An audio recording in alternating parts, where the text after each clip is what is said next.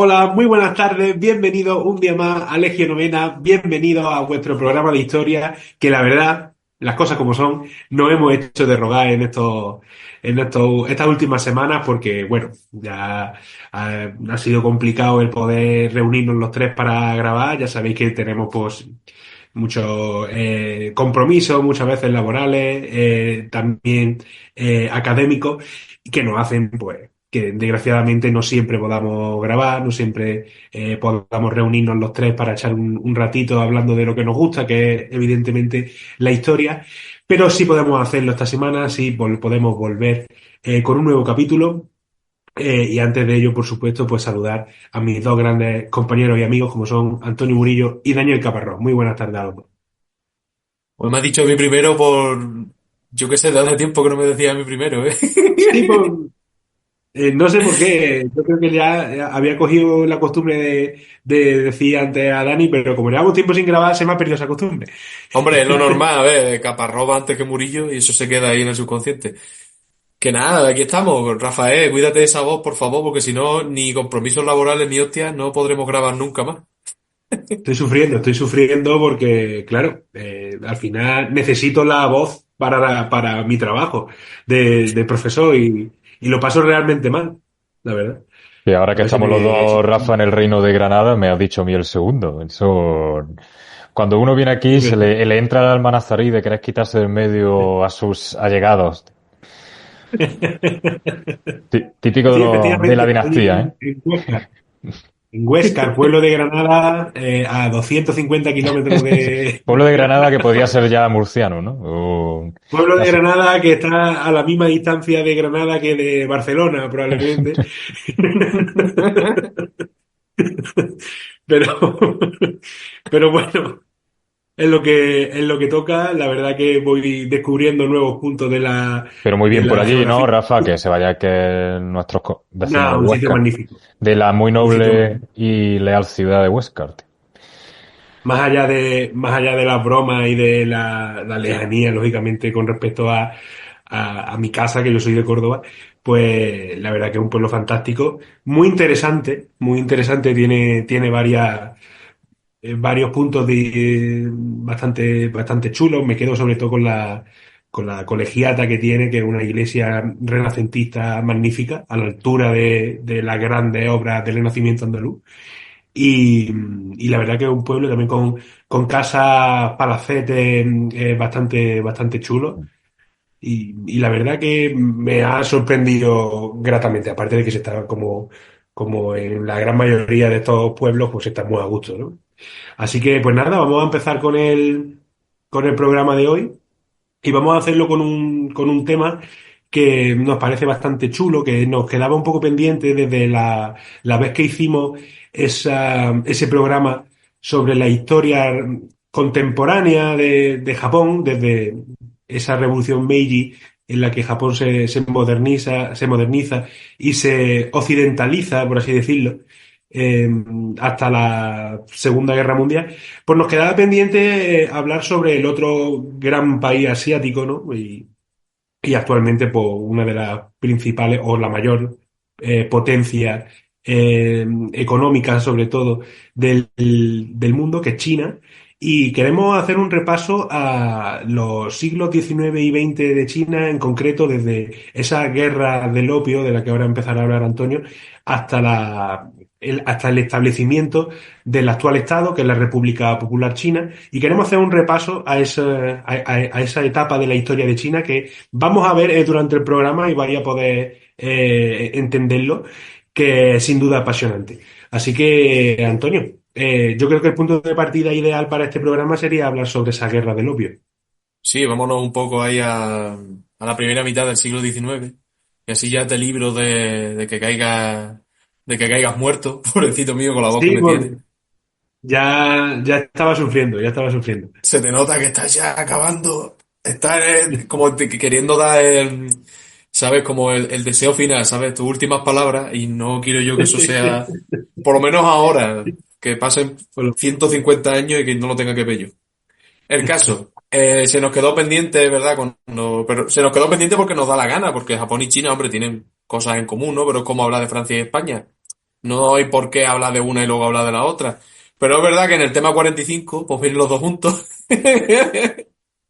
Y se nos quedó un poco así pendiente, ¿no? Nosotros que somos opositores, ¿no? Pues tenemos, El tenemos las que etapas de la historia y tenemos los temas según como aparecen en el temario de la oposición. Esto es Entonces, como para la... nosotros es lo más lógico del mundo es hablar de un tirón de Japón y de China, pero evidentemente lo que tú has dicho, pues lo mismo que si hablamos de la historia de España y de Francia.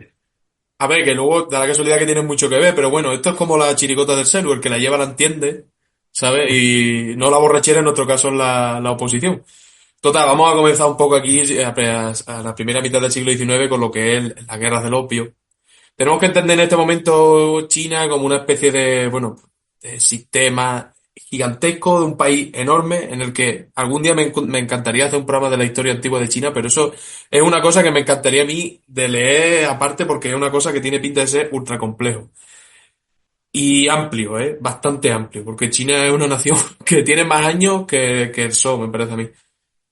Total, tenemos que entender China en este momento del siglo XIX como un territorio súper amplio y vasto que está dominado por una dinastía imperial, que en este momento es la dinastía Manchú, que va a dominar, pues como digo, un amplio territorio que engloba zonas como lo que es Manchuria, Mongolia, Turquestán Oriental, el Tíbet, Formosa, incluso Corea. Al principio, esta primera mitad del siglo XIX, China controla Corea y que va a, bueno, a llevar a cabo las actividades comerciales controladas por un gremio de comerciantes de chinos, que es muy gracioso el nombre porque se llamaban el Kohong, que eso, Un a nombre ver, muy, muy está gaditano. votando.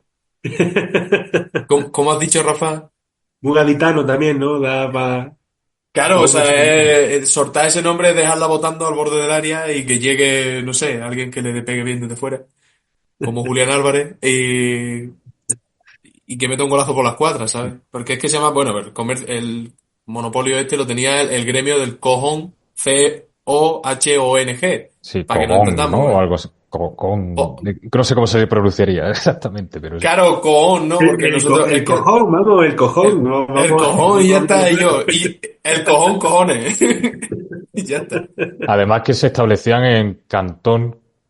Bueno, No, aquí no muy sabemos escatológico límites. todo. ya, igual que cuando pedimos perdón con los Sí, términos sí, que aquí no sabemos. de los mexicas, que ahora no me acuerdo En del, náhuatl. En del náhuatl. náhuatl, o náhuatl, o como coño sea. Sí. Pedimos perdón con los términos y nombres japoneses y pido perdón públicamente por la pronunciación de los nombres chinos y cosas que van a venir a continuación, porque no tengo ni idea de cómo se pronuncian. Yo Claro. lo leo, el castellano se lee como se escribe, y así es como lo pienso leer. Total, que el monopolio del comercio lo tiene este gremio de comerciantes que era el cojón y a la mitad del siglo XIX va a intrometerse en los asuntos chinos el imperialismo británico a raíz de un elemento que lo comentaba antes con Dani, que es el opio, Mm. que ya no es solo, vale, controlo tu comercio, sino es que además destruye tu población.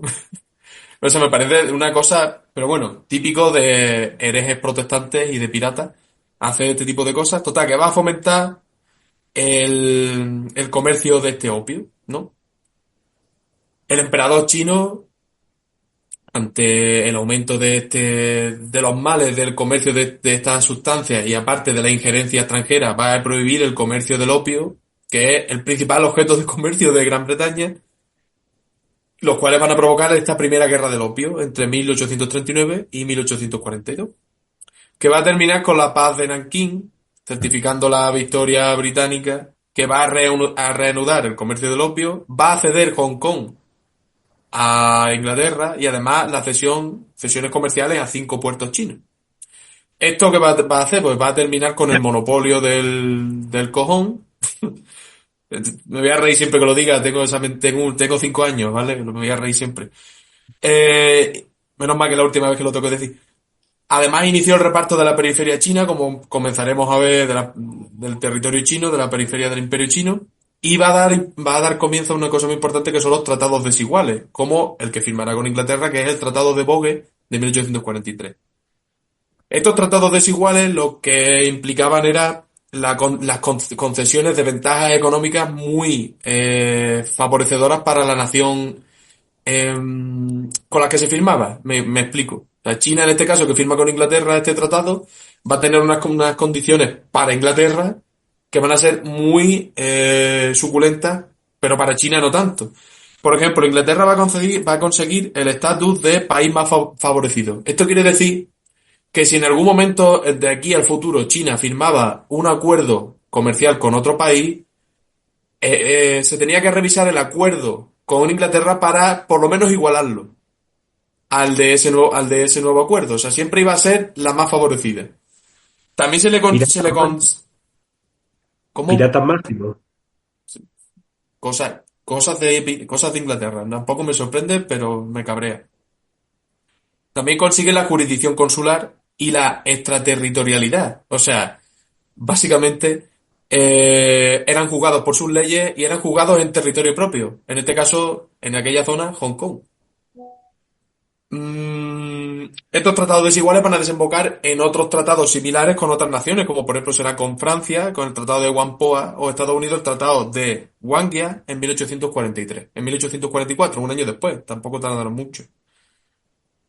Es verdad que va a haber una segunda guerra del opio, posteriormente, ya en 1856 hasta 1860, que va a ser obra, y esta sí va a ser instigada por la resistencia china, ¿no? A la injerencia extranjera y demás. Pero bueno, va a finalizar con el Tratado de Tientsin de 1858, ratificado en la Paz de Pekín de 1860, que entre otras cuestiones menores que no van a solucionar la vida china, van a permitir la labor de misioneros católicos y protestantes en la zona. Y Para que nos ya, hagamos una idea, Antonio, antes de seguir y sí, volviendo a la guerra del opio, eh, es tremendo. Yo creo que es uno de los casus belli más lamentables ¿no? de la historia de la guerra, porque es que tú estás tomando una decisión dentro de tu propia soberanía, que es la de prohibir un producto que está afectando a la salud de tu población. Y te ves obligado a tener que reanudar ese comercio porque el país que te lo vende te ha declarado la guerra y te ha derrotado por, por prohibir ese consumo de opio, ¿no? Me parece de lo más rastrero que podemos encontrar en el tema casus belli. cosas de Inglaterra. Yo no creo hasta qué punto sería por salud pública, también te digo, no No, sé. no, no No solamente creo que por fuera eso. por eso. Los últimos emperadores chinos, este Guangxu y los que vendrán después, A ver, no son trigo limpio, la verdad. hay una cuestión ahí Pero, de salud, eso sí. Pero, a ver, previamente a todo lo que ha estado a punto de estar ahora Antonio, digamos que entre el cojón y el East Indian Company, había una estabilidad. Y de hecho, el balance comercial para China era positivo. Eso se empieza a romper por la inestabilidad que suponen los monopolios ingleses, por el incremento del comercio de Europa, pero también porque había una corrupción en los superintendentes chinos y demás. Ahí surgió mucha cuestión también de mafias, de todo lo que es corrupción. Entonces, sí que al final, al menos lo que yo he podido leer y consultar, evidentemente el opio dañino para la población fue uno de los argumentos, pero también era por cuestiones de soberanía económica de China, que al final tenemos que entender es que Inglaterra embargó literalmente al país más dominante, uno de los países más dominantes, bueno, en ese momento, ahora veremos, Japón empezaba a estar muy fuerte. Entonces, sí, está esa cuestión, pero no solo eso, es que le atacaba, le hacían bloqueos, o sea, tenía cogido a China, nunca mejor dicho, por los cojones. por, por el cojón. Por Y, los cojones. y claro, y lo que dice Antonio, también había dureza a la hora de manejar toda esta cuestión por parte de los dirigentes chinos, ¿no? Que incluso algunos ayer lo estuvo pasando, eh, se me ha olvidado el nombre, jolín. Bueno, incluso se habló de la pena de muerte para los que comerciasen o consumiesen opio, ¿no? Que al final Sí, no, sí, como les decía, para los traficantes, vamos. para los traficantes. No, no sé, perdón, para los traficantes, no para los consumidores. Y no terminó triunfando Esa esa medida. decisión, ¿no? 122, ¿vale? Sí, pena de muerte para los consumidores del opio, argumentando que era la única forma de destruir el comercio. Entonces todo esto tiene una profundidad al final mucho más. Y es lo que hablábamos también ayer, ¿no, Antonio? Que al final China se ve enfrentándose a un imperio inglés con unos medios bélicos menores también, ¿no? Un país en ese sentido menos modernizado, ¿no? Hombre, evidentemente, o sea, vemos que lo que se atipa a ver en este momento de China es que, por supuesto, no ha habido lo que se ha venido a llamar como revolución industrial o industrialización o como lo quieran llamar el historiador de turno. Y por supuesto tampoco existe ni ha existido una revolución liberal, en el sentido que son como las dos premisas, ¿no? Que llevan al progreso científico-técnico, que como veremos luego posteriormente, al final eso no es, no tiene por qué ser así, porque, y de hecho China es el paradigma de esto. Eso ya Entonces China se tiene hablamos, que ser, no, sí, de Antonio. no, di tú. No, que ayer comentábamos que unas citas muy curiosas, ¿no? Sobre el tema del conflicto entre chinos e ingleses, ¿no? Que decía Lin, que desde el gobierno imperial, ¿no? Que eran muy optimistas en un principio porque decían que los occidentales no sabían usar la espada y que eran unos bárbaros, que eran lentos en sus movimientos, que tenían una vestimenta muy ajustada y que eran muy fácil de derrotar, ¿no? E incluso en algunos sitios, en algunas localidades, se atacaba a los ingleses con cuchillos, mientras los ingleses tenían armas de fuego, ¿no? Que solo fueron armados con cuchillos los chinos. Y es una cuestión que es lo que dice un poco Antonio, mantiene esa tradición la cuestión guerrera de enfrentamiento, pero claro, al final se ve, hay una supremacía bélica en el Hay una ejército inglés. superioridad científico-técnica en ese aspecto, claro. Y es una de las cosas que fuerza también a la modernización de China, sin abandonar esa cuestión tradicional, ¿no? Que incluso luego veremos que en el comunismo incluso se mantiene, ¿no? Claro, o sea, que tú puedes ser honorable y llevar un fusil, no tienes por qué llevar una katana o un cuchillo, ¿sabes? O un tenedor que usarían en algún caso. El caso es que China no, técnicamente y militarmente, no por cuestión de números de soldados, sino por cuestión técnica, no podía con Inglaterra, pero como no podía con el resto de las naciones imperialistas que se van a empezar a comer pedacitos de China, como vamos a ver. Y es que a estos tratados desiguales va a seguir el reparto y el despojo de China, como en la guerra franco-china entre 1882 y 85, que acaban cediendo la zona de Tonkin a Francia, o el posterior tratado de Shimonoseki de 1895 que ponía fin a la guerra, a la primera guerra entre Japón y China, que certificaba la independencia de Corea y además de la cesión a Japón de la península del Liaodong, Formosa y las Islas Pescadores. Entonces, vamos a ver cómo China va a ser una potencia que está dominada por potencias extranjeras. Francia está en el suroeste, Gran Bretaña está en la zona del sur y en toda la cuenca del Yangtze, Rusia y Japón en la zona noreste, Alemania, incluso en la península de Shandong, perdón, que no lo veía bien. Y todo Y eso, Antonio, va a generar el caldo de cultivo al nacimiento y al crecimiento de movimientos nacionalistas que van a ir en contra de la dinastía reinante, que supongo que la culparán de los males de China y contra esa injerencia extranjera. Ahí podríamos hablar de ese movimiento conocido como los bosses, ¿no? Incluso también del surgimiento de figuras ya posteriormente como Sun Yat-sen. sí, efectivamente, es que eso, antes que de eso me gustaría comentar una cosa, pero efectivamente es así. O sea, ante esta situación, ya no solo de injerencia extranjera, sino de ineficacia e ineptitud de la administración y de la propia nación, por entenderlo de alguna manera, para que no entendamos, van a surgir figuras y movimientos que van a intentar, pues, hacerse con el control para terminar con esto.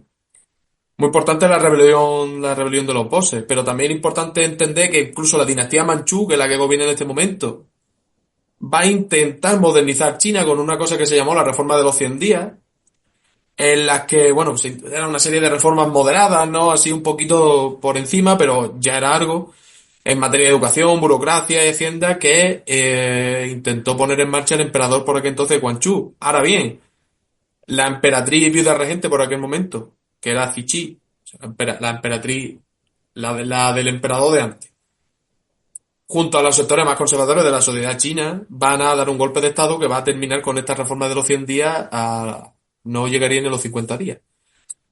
Entonces, claro, la situación va a seguir como a este momento. Y antes de llegar, o sea, el milenarismo que está presente también en todas estas cuestiones, milenarismo no es otra cosa que estas creencias que surgen cada 1000 años o cada paso como de fecha muy Sí, marcadas, fecha ¿no? redonda. Rollo de 1899 pasar al 1900 o cosas así. O la Sí, sí. sociedad china, no sé cómo estaría el calendario chino en ese momento, pero los movimientos milenaristas y las creencias milenaristas van a estar presentes y van a ser muy importantes en el ideario de todas estas agrupaciones y asociaciones que van a enfrentarse a la injerencia extranjera. De hecho, unas asociaciones y demás que van a tener una base social, pues, como podemos imaginar, pues no va a ser la aristocracia de aquel momento, sino los campesinos pobres, pequeña burguesía, incluso los pequeños artesanos, entendiendo artesanos en el sentido gremial, ¿no? De la palabra. Y recordamos que China no es la Francia del año 1812, sino es otra suerte de organización social. A los que el propio Su Yat-sen, que ya ha dicho Rafa, va a calificar como los guardianes del nacionalismo chino. Incluso el levantamiento Boxer de 1898 va a producirse en estos términos, el cual va a terminar con el Protocolo Internacional de 1901, por el que China tuvo que pagar indemnizaciones de guerra, además de ceder Pekín y Tianjin a control extranjero. Pero bueno, ¿quién es este Su Yat-sen? Que aquí es una cosa importante a comentar. Este tío, como incluso lo definirá luego Mao y demás, que le reconoce su papel, será el fundador de la China moderna y el que se puede conocer como el primer revolucionario chino así remarcable, ¿no? Como una especie de padre de la China moderna, ¿no? Sí, Así es reconocido en la actualidad, el incluso Black. por la propia China actual, ¿no? Decíamos que Mao le reconocía su papel y yo creo que a día de hoy sigue teniendo también ese reconocimiento, pese a ser el fundador del Kuomintang, ¿no? Sí, sí, Que sería del que sería el máximo enemigo. partido, claro, que sería el máximo enemigo del Partido Comunista. Pero es verdad que el Kuomintang, que va a ser el máximo enemigo del Partido Comunista, como ahora veremos, Claro, no es lo que funda, no sí, es el claro, que funda Su Yat-sen, ¿sabes? Es que Pablo Iglesias Pose no tiene culpa de Pedro Sánchez, pues es claro, tan claro, simple como claro, esto. Entonces, claro. sí puedes reconocer las virtudes de uno que en principio sería tu enemigo, pero está muerto. Y, Claro. y seguro que las cosas que hizo seguro que las hizo pensando en el bien común, o por lo menos eso parece que demuestra su historia. Este tío, tras la derrota que comentaste con Francia, pues va a darse cuenta de que verdaderamente la dinastía Manchú es el origen de los desastres de China.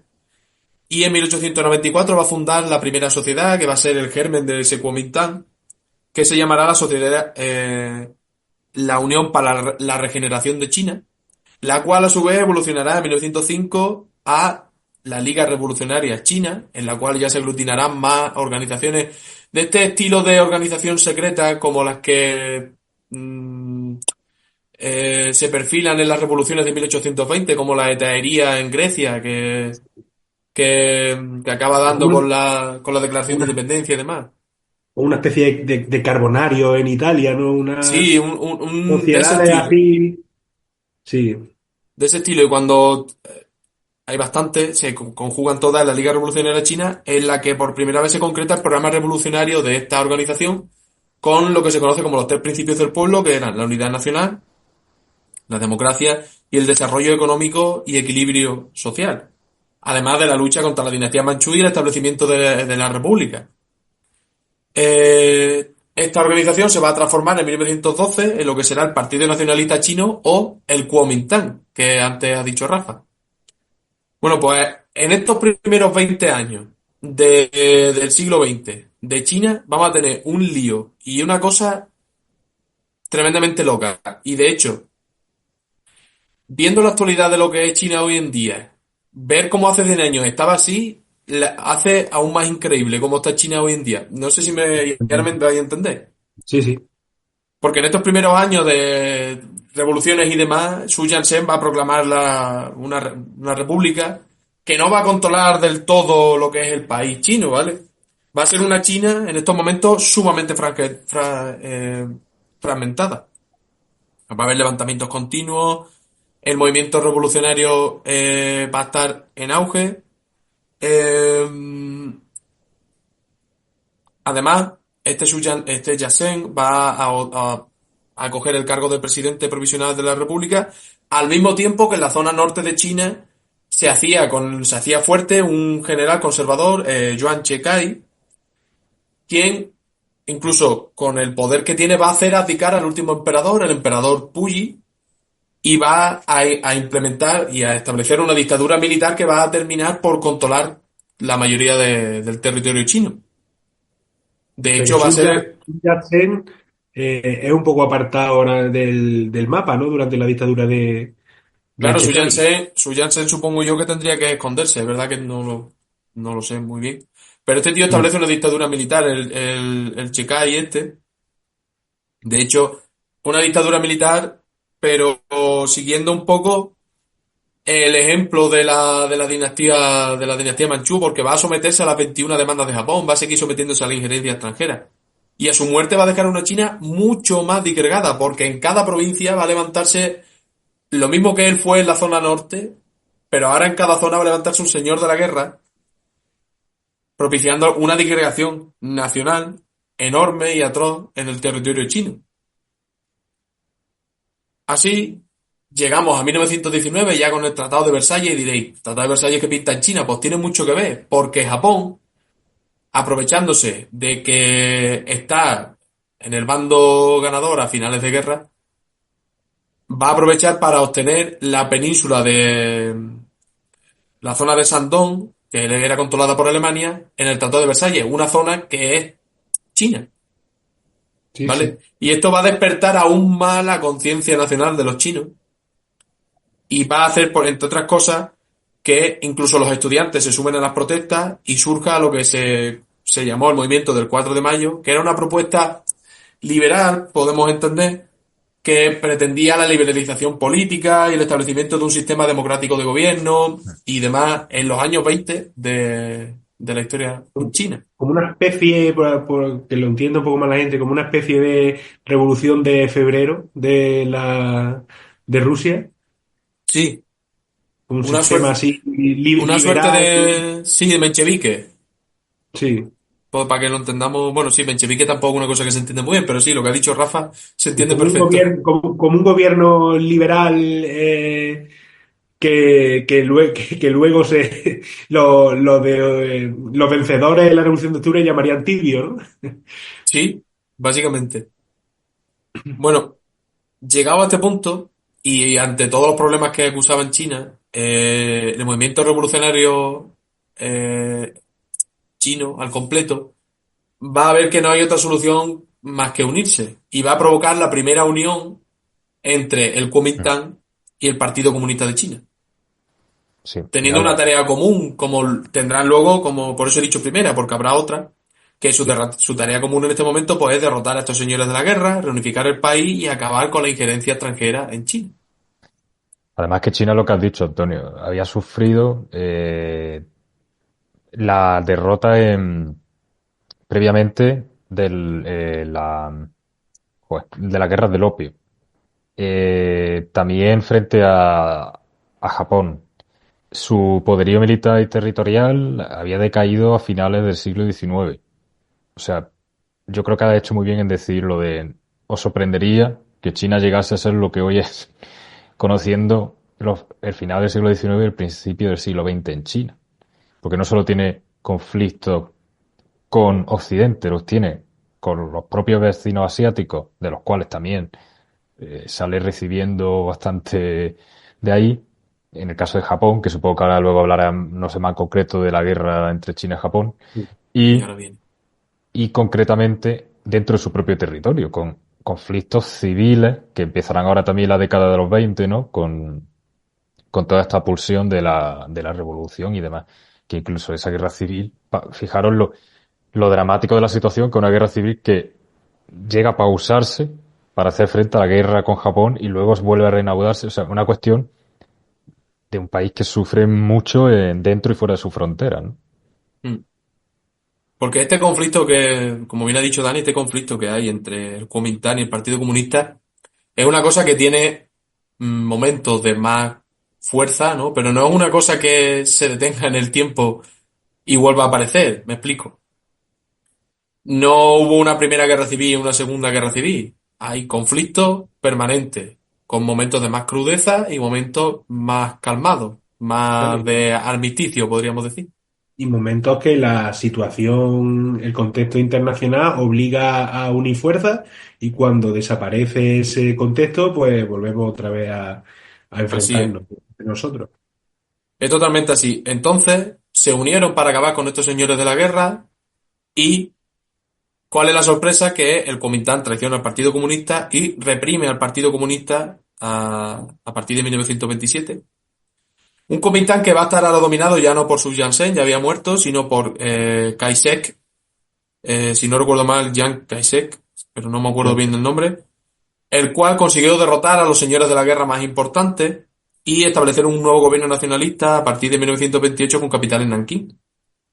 E iniciar un modesto programa de reformas sociales y económicas, pero aún así no tenía la autoridad en todo el país. Seguían existiendo territorios dominados por señores de la guerra y aún así su propio partido estaba desgarrado por la corrupción y la lucha entre facciones, a la suerte de, entre los liberales españoles, la lucha entre moderados y progresistas, que existió durante todo el siglo XIX, o bueno, o lo que estamos acostumbrados de siempre en política, ¿no? Eso. ¿Cómo era este? Cánovas y Sagasta, pues un poco así, pero sin ponerse de acuerdo en verdad en el fondo de la situación.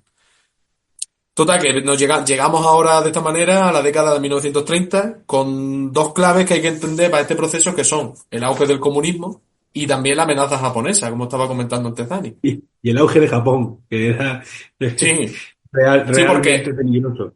al tiempo que está ocurriendo esto en China, en Japón ha iniciado su gobierno el emperador Showa, Hirohito, que va a ser una vuelta al imperialismo. Esto, cada vez que digo emperador Showa me recuerdo de Edu.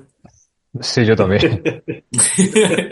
Que es una vuelta al imperialismo que venía perfilando Japón hasta 1912 que llega al trono. Lo tengo por aquí, espérate que te lo digo. Que llega al trono Taisho, Taisho. Ahí hay que que empieza hacer, una época más moderada. hacerle entender a lo mejor al oyente que no está acostumbrado tanto a la historia de Japón, que es que en este momento Japón es, vamos, voy a ser muy coloquial para que no entendamos, pero pega un subidón tremendo, ¿no? De hecho, se viene reforzado de esos contra China, ese posicionamiento contra China, pero también de la guerra previa que había tenido también con Rusia, que finaliza en 1905, de la que también viene muy reforzado Japón. O sea, Japón ahora mismo en Asia, estas primeras décadas, va a ser La gran potencia, una potencia brutal. la Y gran Aquí hay una potencia. cosa. No, no sigue Dani, no, perdón. no, simplemente eso, pasa que luego llega la Segunda Guerra Mundial y todo lo que pasa por estar en el eje termina estando en el bando perdedor, pero Bueno, es que para Japón, que nos hagamos una idea de lo que es Japón en la década de los 30 y durante la Segunda Guerra Mundial, la Alemania nazi, pero en Asia. no, no, Sí, sin ser nacionalsocialista, porque muchas veces se tiende Ser a. nacionalsocialista. Porque ahí, Pero, ¿quién era este? Hideki Toyo, ¿no? y de Era el que quito yo, sí. podíamos identificar un poco más con unas ideas ciertamente No, supremacistas pero es o otra algo así. cuestión claro, más del imperialismo y chino, o sea, perdón, japonés. quitando, No, no. quitando el componente que también tiene su componente racista, ¿no? Porque vemos esos enfrentamientos entre China y Japón, esa superioridad racial de Japón frente a China, lo vamos a ver en episodios como la masacre de Nankín, ¿no? También hay un componente ideológico y racista, pero es verdad Mm. que es sobre todo un régimen militar, un régimen militarizado. Sí, pero bueno, siempre hay cuestiones en Asia también de índole étnica, pero Sí. distinto a la premisa nacionalsocialista de la raza, demás. Sí, pero sí que existe también en Japón una cuestión así más, pero bueno, eso sería para dedicarle un programa en concreto al imperialismo japonés, que no estaría mal. Y no nos Si es que el vamos. imperialismo, Y perdón, tampoco somos Rafa, expertos, No, entonces. que no nos vamos a adelantar tampoco a los acontecimientos, que Ah, no vale, vamos a vale. No, no, que eso viene entrar en ahora, la. pero antes de pausar, que nos están llamando ya a uno a la puerta. El imperialismo, como buen imperialismo, ideológicamente se basa en el darwinismo social y en el darwinismo político. No solo es racista entre personas, sino racista entre naciones.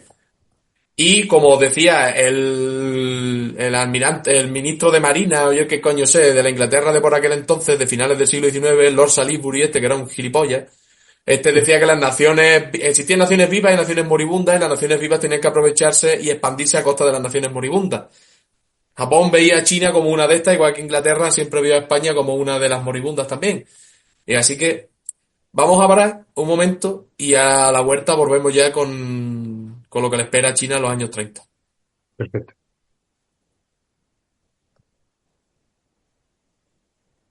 Ya está. Bueno, hemos tenido una pequeña pausa, aunque no la habéis notado, como siempre decimos. Y nada, estamos hablando un poco de Japón, ¿no? Al principio del siglo XX, habíamos quedado en la cuestión racial. Vamos, por seguir el hilo, que es lo que estamos diciendo, que más que una cuestión durante la Por Segunda Guerra seguirlo Mundial. nosotros, que Sí, vosotros no sí. habéis notado el Claro. corte y sabéis por dónde íbamos. Sobre todo eran políticas panasiáticas, anticolonialistas, lo que había en ese contexto en Japón, en Asia, y también luego en China, la guerra del opio y demás. Que luego habría cuestiones culturales, étnicas, raciales, pues sí, pero que no era una cuestión, a lo mejor como pasaba desde la perspectiva occidental, ¿no? Pero bueno, da igual, eso no viene mucho al cuento. Sí, Como no son las aspecto. ideas de Alfred Rosenberg y de Russell y toda esta gente, pero llevadas a la locura. Una cosa muy importante que hay que entender antes de seguir ya adentrarnos en los años 30 es que Japón, durante todo este proceso de imperialismo extranjero y demás, y de injerencia extranjera en Asia, en Extremo Oriente, Japón va a encerrarse en sí misma, rearmarse y, y crecer durante la segunda mitad del siglo XIX hasta la primera mitad del siglo XX. Y China va a hacer todo lo contrario. Pero es curioso porque Japón, pese a ese movimiento y pese a esa evolución, va a abrazarse a la occidentalidad y a la modernidad occidental, va a abrazarse al liberalismo. Y va a conseguir que, salvo 4 pinceladas de tradición japonesa, lo que quede hoy en día de Japón no tenga nada que ver con el Japón de principios del siglo XX. Al contrario que China, que sigue una evolución que todo invita a pensar, como estamos viendo, en que ¿cómo va a existir China hoy en día si la han destrozado, la han desmembrado? Justo lo contrario. Y además, bien atada a sus raíces. Por lo menos desde el aspecto ideológico, en el sentido de, ¿cómo decirlo? Por ejemplo, hacer referencia a sus mitos y leyendas y a sus cosas del pasado, aunque sea para conseguir sus fines, los fines políticos de los que mandan, de los que le interesa, pero bueno, por lo menos ahí están. Que hay otros sitios en los que no tenemos la suerte ni de oírlos por ningún lado. Total, que llegamos a los años 30 de China. ¿Qué va a tener que hacer China en estos años? Poca broma, poca cosa. Lo primero es enfrentarse a la amenaza de Japón, que desde que ha abandonado la Sociedad de Naciones y demás, se ha puesto muy chulo. Mm. Y en 1931 va a invadir Manchuria y a establecer allí un estado satélite, el estado satélite de Manchukuo, donde va a colocar como gobernante al último emperador chino, que era Puyi. Una presión de Japón en una clara política de agresión a China que va a terminar con la invasión de China a partir de 1937, a pesar de la política de apaciguamiento que estaba ejerciendo Kai-shek, el del Kuomintang.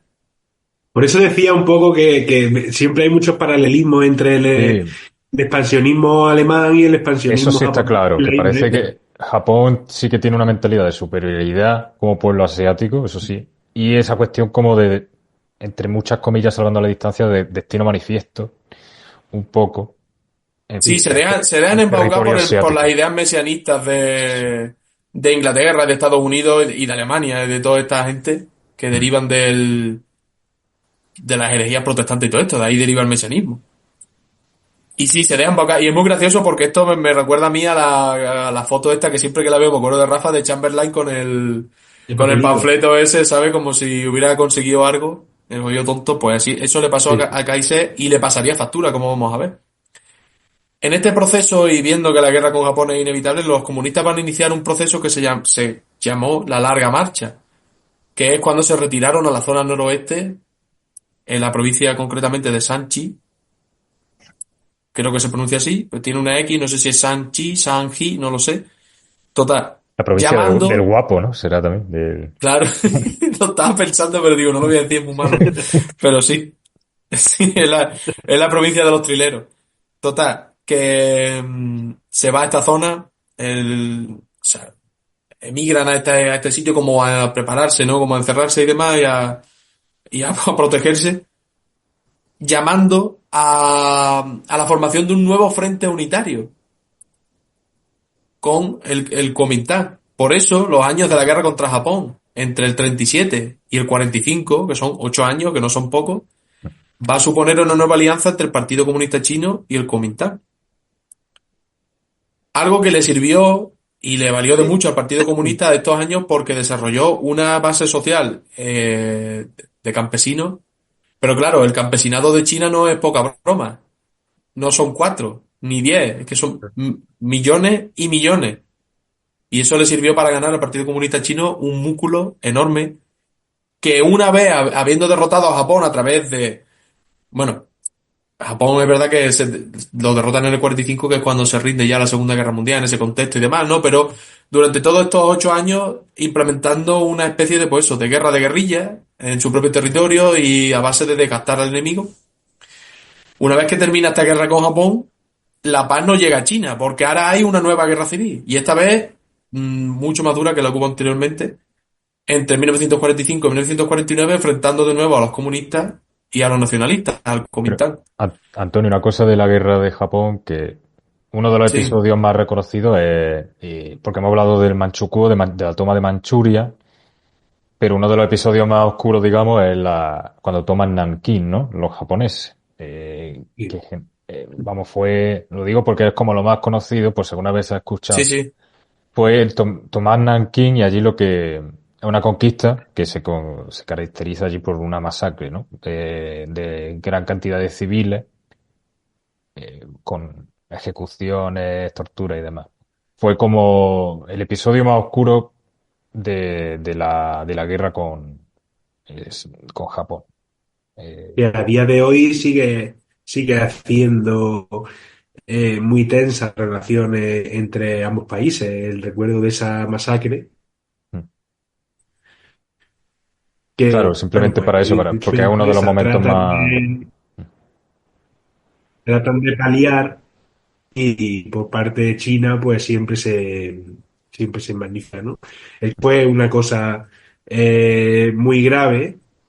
Y según las cifras que he podido yo ver, no sé hasta qué punto serán 100% verídicas, pero Estos según las oscilan cifras que yo he mucho. podido ver, Oscilan. entre 100.000 y 300.000 personas fueron masacradas. Sí, según historiadores, entre 50.000 y 300.000. Entonces, ahí hay un baremo grande, pero Sí, pero vamos, simplemente que para... 50.000 tampoco son pocas. No, no, no, claro, no. Eso está claro. No, Entonces, no, Pero bueno, que es simplemente por dar pie a conocer uno de los episodios que son más sonados de esa guerra. sí, sí, pues gracias porque lo hubiera pasado por harto.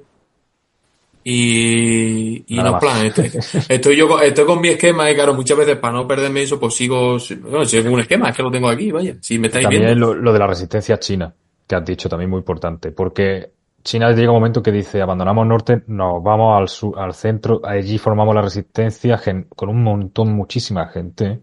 Los japoneses se tienen que encontrar finalmente que eso con cifras de millones, ¿no? Y incluso hacen los chinos en su retirada política de tierra quemada, de ir abandonando esas tierras, de ir dejando, y al final organizan esa resistencia. Le pasa un poco como con los ingleses. A nivel militar están por debajo de China, A nivel espiritual.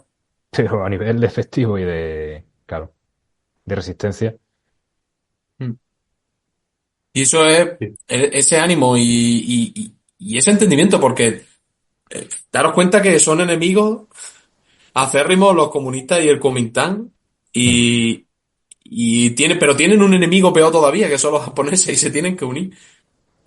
Y gracias a ese entendimiento también, bueno, es fundamental para entender la victoria de China frente a Japón en esto. Porque si no, la guerra no hubiera durado 8 años hasta 1945 y quizás en los tratados de paz y demás, China no hubiera podido exigir todas las cosas que exigió a Japón. Total, que al final de esta guerra va a haber una guerra civil, como decía, entre los comunistas y los nacionalistas. Un Kuomintang que sí es bastante fuerte en las principales grandes ciudades, las capitales de provincia y demás, pero sabemos que la inmensa masa poblacional de China no está en las capitales de provincia ni en las grandes ciudades, está en el campo, y más en aquella época, en los años 40. Los comunistas que habían conseguido movilizar a la masa campesina consiguieron, durante una guerra que duró 4 años, que tampoco son pocos, vencer en la guerra y instaurar la República Popular China en 1949 con Mao a la cabeza, como todos sabemos, y haciendo de Taiwán una suerte de refugio para los últimos nacionalistas y bueno, y para lo que Y queda así hoy en día. sigue. Y así sigue, claro, porque si se refugian allí la gente con las ideas esas, pues hoy en día dicen que no son chinas, ¿ves tú? Pues como yo que sé, como si ahora nos dicen que Ceuta o no sé, o Jaén no son España o alguna cosa así. Bueno, ellos se consideran China, ¿no? Yo creo que ambos estados, que evidentemente no se reconocen mutuamente, se consideran el legítimo estado de China. El legítimo estado de China. Lo que pasa que evidentemente, pues, no sé si el 100%, pero el 99% de la comunidad internacional pues reconoce a la República Popular China, como es lógico. Hombre, como para no reconocerla, son un 10%, más de un 10% de la población mundial, ellos solos. Eso El cambió, caso, eso cambió, Antonio, ahora ya terminamos, con ese acercamiento que tuvo Estados Unidos en los 70 con China, que creo que era Jimmy Carter, el presidente estadounidense, y el presidente, no me acuerdo el nombre del presidente chino, este presidente que abre el mercado chino, lo liberaliza, el que va ahora después mismo no me acuerdo del nombre, lo voy a buscar. Pero a te lo partir de busco ese yo si quieres. momento, Estados Unidos reconoce a la República Popular China y cambia el paradigma de las relaciones internacionales. Tengo que, tengo que encontrarlo. A ver, en lo que es la reforma económica china a partir de los 70, a finales de los 70, Deng Xiaoping, que, Xiaoping, claro, Deng Xiaoping, claro, exactamente. Deng Xiaoping. Sí, exacto. bueno, sí. Entonces, el claro, caso, el reconocimiento de Taiwán ahora mismo es limitadísimo. hombre, claro, pero porque China hoy en día se ha convertido, yo no sé si por la acción del comunismo maoísta, por qué cuestión, no lo sé. El caso es que China es lo que es hoy. No sé las condiciones que hay allí, porque esta es una cosa que me gustaría dejar muy clara. Yo por mi parte, desconozco muchísimo de la historia de China, no solo de la contemporánea, sino de toda la historia. Y también de la situación actual, o sea, no tengo ni idea. Y además que no conozco a ninguno que sea experto en eso, al que podéis ver, oír, leer o lo que sea y podéis informarme. Entonces, si hay algún error, si hay cualquier cosa, por favor, decídmelo. No vengáis a tocar las narices en plan... No. No, Seguramente... esto ha sido un humilde y breve repaso para nuestro público, que es público que le interesa la historia. Ya está, no. No, claro, claro, claro. Ahora, por favor, no, Yo también eso. he podido decir alguna cosa que no tiene sentido. La Pues yo... cuestión es que no somos expertos en el tema, pero las cosas básicas de la guerra del opio, la guerra contra Japón y demás, era, pues, parece Claro, sobre todo eso, interesante. que queden claras esas cuestiones básicas para entender la China antes de la China que nos encontramos hoy en día. Luego sí, durante toda la mitad del siglo XX habría muchas cosas que tener Hombre, en por cuenta, la supuesto, revolución cultural y todo este tipo de cosas que pasan. El, eh, exactamente. La política de Mao, qué tipo de comunismo encontramos ahí, qué tipo de población, el estrato de población campesino, cómo es una revolución en ese contexto, en un contexto como el de China, qué comparación podemos hacer con la Unión Soviética, claro, qué análisis del marxismo-leninismo hace Mao. Todas esas cuestiones son muy interesantes, pero claro, Que porque la China de cualquiera, Mao a hoy es otro programa. Y claro. interesantísimo también. y además, sí, eso desde luego, en ese sí, sí que me tendría que informar más porque tengo muy poca idea. Complicado, sí. Pero también eso, que es muy importante tener en cuenta, pues si te escuchas a cualquier tonto de estos seguidores de Milei o de cualquiera de estos que ellos llaman liberales, pero son cada uno de su padre y de su madre, en el sentido de unos son proteccionistas, otros son no sé qué, no tienen ni idea de lo que hablan. Cualquier tonto de esos te dirá que son zurdos, son socialistas, son no sé qué, y el comunismo de China no tiene nada que ver con el marxismo-leninismo. Por O ejemplo. con los que se desarrollaron en otros lados, como, bueno, lo que hizo el subnormal de Pol Pot en Camboya, o lo que pasa en Cuba, Socialismo de o, Tito. o el socialismo autogestionario de Tito, que no tiene nada que ver ni siquiera con el soviético, que son cuestiones muy distintas. Y sobre todo lo que quería decir con esto es que si en algún momento he dicho alguna barbaridad o lo que sea, joder, pues que me perdonáis porque de verdad que no soy un experto en este tema, ni mucho menos. Yo No, creo, ya Antonio, está. que nuestra audiencia pensará todo lo contrario, que te has marcado un programa increíble que, bueno, la verdad que era un tema que teníamos en el tintero, que a ti, tú lo habías comentado en varias ocasiones, que te veías con ganas de hacerlo y la verdad que ha quedado bastante interesante con las aportaciones que hemos ido pudiendo hacer Dani y yo a lo largo de tu intervención y la verdad que yo creo que ha quedado clarito los distintos aspectos de esta etapa de la historia de China, que es fundamental para entender la China actual. Al mismo tiempo, muy diferente a lo que conocemos a día de hoy como China, pero es fundamental para Hombre, entender evidentemente. esa China posterior. Así que no Totalmente. sé si queréis comentar algo No, para yo finalizar. lo que te has dicho, Rafa, al final aquí, yo por lo menos hablo por mí, no soy experto en historia de Asia y menos en historia contemporánea. Yo me quedo más por los reinos hispánicos de antaño y aún así me queda mucho por aprender y soy un ignorante. Pero bueno, que la resumen de este programa está muy bien pues para entender. Joder, a día de hoy China lo vemos en todos los telediarios, en las noticias, en el día a día, conversaciones de barra de bar de quién será el próximo que dominará el mundo. China siempre está como candidato. Entonces yo creo que es interesante, importante, así de forma distendida, entender la historia reciente de un país como China y sobre todo darnos cuenta de a los problemas que tuvo que enfrentarse y cómo aún así, a día de hoy, es el país que es, ¿no? Y algo que sorprende. También podría haber sorprendido esa cuestión de Alemania, por ejemplo, ¿no? Perdiendo esas dos guerras mundiales y siendo también una potencia en Europa, ¿no? Para hacer un poco el símil y que nos entendamos. Entonces, pues bueno, Sí. está muy interesante. A mí la parte de la guerra con Japón y al mismo tiempo la revolución china y lo europeo, a mí me parece apasionante, muy interesante y bueno, ojalá supiésemos más, ¿no? Bueno, ya lo veamos aparte el mundo asiático hasta que algunos un día nos levantemos muy así, digamos, vamos a hacer de la segunda parte o una cosa antigua o lo que sea, pero de momento lo más a oriente que nos vamos a aproximar es a Asia Menor, que eso, para los entendidos de la materia, es Grecia. Y, bueno, no hasta ahí, ¿no? Hasta lo que nos dé. Pero Tiene mucho. era por hacer la broma de decir que era Grecia y ya está. Tenemos muchos programas todavía que hacer sobre el continente asiático, Hombre, claro. países súper interesantes, su historia, su cultura, eh, el desarrollo que tienen esas culturas de tiempo antiquísimo.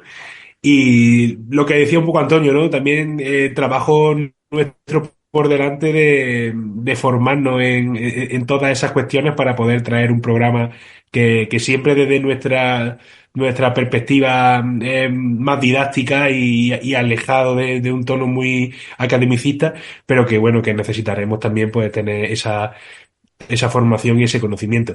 Mientras tanto, pues esperemos vernos lo más próximo de la manera más continua posible.